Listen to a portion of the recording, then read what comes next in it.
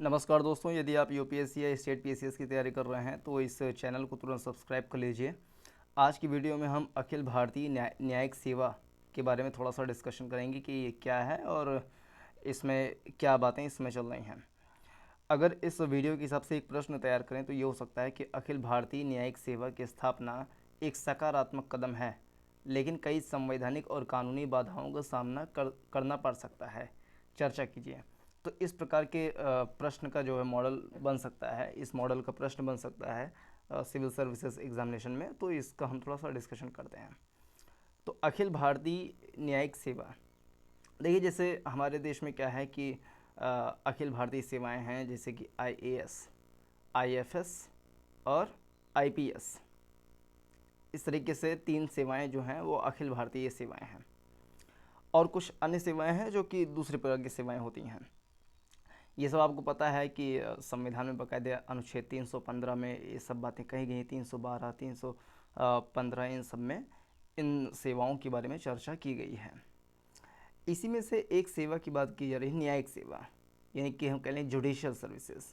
जिस तरीके से आईएएस होता है, Indian administrative service, IPS Indian provincial service, ऐसे ही ये है आईजेएस, हम कह लें आईजेएस, यानी कि इंडियन जुडिशियल सर्विसेज। अगर इसका हम देखें तो AIJS इसको बोलते हैं, यानी कि कह लें कि ऑल इंडिया जुडिशियल सर्विसेज, ये इसका पूरा नाम हो गया। तो इस सेवा की बात की जा रही है, यानी कि इसका भी कुल मिलाकर के परीक्षा जो है वो आईएएस मॉडल के हिसाब से इसकी एक एग्ज़ामिनेशन कंडक्ट कराया जाएगा। फिर इसका जो है इंटरव्यू वगैरह होगा, फिर उसकी ट्रेनिंग होगी। ट्रेनिंग के बाद जो है उसको पदस्थान किया जाएगा, उसके बाद उसका काम चलेगा। फिर उसकी जो कह लें कि ट्रांसफ़र है तो उसके लिए भी कमेटी बनेगी, अभी जो भी संस्थाएं बनेंगी, जैसे भी उसके क्रियाकलाप होंगे, तो वो निचले स्तर पर होगा। यानी कि ये जो AIJS बनाया जाएगा वो ऐसा नहीं कि हाई कोर्ट में या कहीं सुप्रीम कोर्ट में काम करेगी। वो हाई कोर्ट के अंडर में जो निचली अदालतें हैं उसमें ये अपनी सर्विसेज देंगी। तो इस प्रकार की ये एक कॉन्सेप्ट प्रस्तुत किया जा रहा है। अगर AIJS के लिए संवैधानिक परिप्रेक्ष्य देखें हमारे इतिहास में, जो संवैधानिक इतिहास है उसमें देखें, तो AIJS को पहली बार 1958 में विधि आयोग, जो लॉ कमीशन था, उसकी 14वीं रिपोर्ट में इस बात का प्रस्ताव किया गया था कि देश में एक ऑल इंडिया जुडिशियल सर्विसेज का भी कहने की प्रावधान किया जाना चाहिए। इसके बाद आपको पता है कि 1976 में 42nd कॉन्स्टिट्यूशन अमेंडमेंट हुआ था, जिसमें अनुच्छेद 312(1) में संशोधन किया गया था। अनुच्छेद 312(1) में संशोधन करके संसद को एक या एक से अधिक AIS यानी कि ऑल इंडिया सर्विसेज के लिए कानून बनाने का अधिकार दिया है, जिसमें AIJS भी शामिल है। मतलब क्या संसद AIJS वाला कानून बना सकती है? तो बना सकती है, क्योंकि ये बाकायदे संवैधानिक संशोधन 312(1) में ये बातें कही गई हैं कि संसद जो है AIS ऑल इंडिया सर्विसेज जो है वो एक से अधिक बना सकती है, जिसमें ऑल इंडिया जुडिशियल सर्विस में शामिल हो जाता है। अब देखें, अगर ये होता है तो इसके लाभ क्या होंगे। लाभ में सबसे पहले आप जानते हैं कि हमारे देश की आबादी जो है बहुत ज़्यादा है, 140 करोड़ के आसपास है। अब 140 करोड़ में भी अगर देखा जाए तो इस समय करीब करीब 3 से 4 करोड़ कुल मिलाकर के जो केस हैं वो पेंडिंग हैं। चाहे हाई कोर्ट, सुप्रीम कोर्ट, निचली अदालत, सभी को अगर मिला लें तो 3 से 4 करोड़ केसेस जो हैं वो पेंडिंग हैं। अब इनके लिए जो है जजों की संख्या जो है वो बहुत ज़्यादा कम है। अब ऑल इंडिया जुडिशियल सर्विसेज के अगर सर्वेंट्स की अगर नियुक्ति होगी तो वो क्या है कि एक तो उनको एम्प्लॉयमेंट भी तो मिल ही जाएगा, लेकिन ये जो सारे केसेस हैं इन केसेस का निपटारा भी जल्दी जल्दी हो जाएगा। तो ये कि जनसंख्या अनुपात के अनुसार न्यायाधीशों की संख्या जो है वो भी सुनिश्चित हो जाएगी।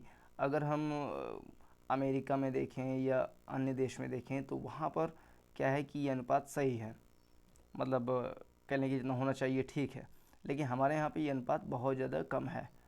तो इस अनुपात में लाने के लिए अगर ये सर्विसेज, इन सर्वेंट का अगर चयन किया जाता है तो अच्छी बात होगी। समाज के सीमांत वर्गों का इसमें उच्च प्रतिनिधित्व हो सकेगा, यानी कि ऐसे वर्ग जो कभी जुडिशियल सर्विसेज या जुडिशियल क्षेत्र में नहीं आ पा रहे हैं तो वो भी परीक्षा पास करके इस क्षेत्रों में आ सकते हैं। फिर बहुत सारे ऐसे हैं कि प्रतिभा जो है वो दबी हुई है उनकी, मतलब वो अपने प्रतिभा का उपयोग नहीं कर पा रहे हैं, क्योंकि उनके पास जो अवसर हैं, अपॉर्चुनिटीज़ या जो धन है उसकी कहने की किल्लत है। तो इससे उनको एक अपॉर्चुनिटी मिलेगी और वो अपनी प्रतिभा को निखार सकेंगे।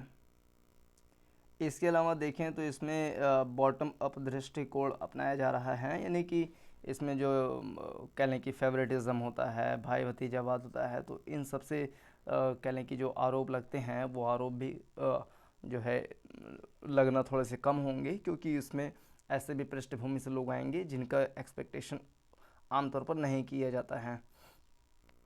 लेकिन इसमें कुछ चुनौतियां भी हैं। चुनौतियां देखिए, कानूनी संवैधानिक चुनौती है मुख्य रूप से। जैसे आर्टिकल 233 है, उसमें कहा गया है कि अधीनस्थ न्यायपालिका में भर्ती राज्य का विशेषाधिकार है, यानी कि अधीनस्थ न्यायालय में जितनी भी भर्तियाँ होंगी वो सारे राज्य का दायित्व है, उसका कर्तव्य है, उसका विशेष अधिकार है।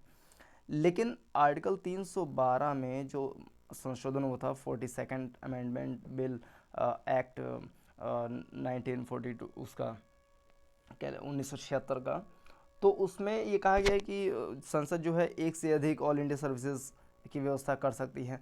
अब देख सकते हैं यहाँ पे कि दो अधीनस्थ न्यायालय में जो भर्ती है वो राज्य का दायित्व है, और जबकि इस संसद में कहा गया है कि ये जो है केंद्र कर सकती है।